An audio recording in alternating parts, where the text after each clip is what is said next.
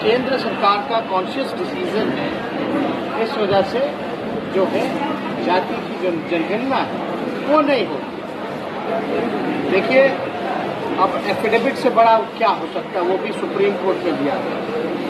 यानी साफ तौर पे ये तय है कि केंद्र में बैठे हुए जो लोग हैं वो नहीं चाहते, आरएसएस वाले लोग, कि देश की तरक्की हो।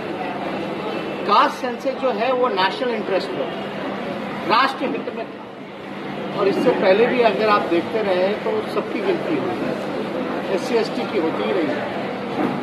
क्यों होता है? रिलीजन का क्यों होता है? हिंदू मुसलमान सिख ईसाई का क्यों होता है?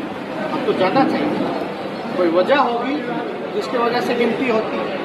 तो गिनती इसीलिए होती है ना कि भाई आपको जो रियल पिक्चर जो है देश का, कि उनकी क्या पोजीशन है, क्या स्थिति है, वो पता चले और इसी हिसाब से सरकार अपना कार्य योजना बनाए, बजट में प्रोविजन करे, योजना अलग अलग जो है कल्याणकारी योजनाएं वो लाए। इसलिए बनाई जाती है, सबको मौका मिले, सब आगे बढ़े, बराबरी हो। तो ये काम अब तक तो जो बजट बनता है कहाँ जा रहा है, नीचे तक तो पहुंच नहीं पाता। तो गरीबी तो खत्म हो नहीं रही। तो आखिर गरीब है कौन? जो मजदूरी करता है, जो दिहाड़ी मजदूर है, जो रिक्शा चलाता है, जो नाला साफ करता है, जो झोपड़ी में रहता है, जो फुटपाथ पे सोता है।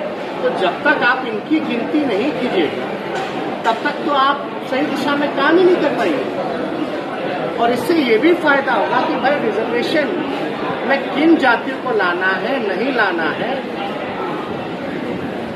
कितना रिजर्वेशन जो है बढ़ाना है, नहीं बढ़ाना है। तो जब रियल पिक्चर आएगा तभी ना हो पाएगा।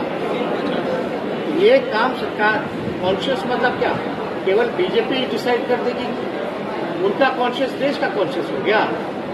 ये जो बिहार विधानसभा 2 बारी जो पारित हुआ, ये हम लोगों का, बिहार के 12 करोड़ लोगों का अपमान है। ये हमारा कॉन्शियस डिसीजन था।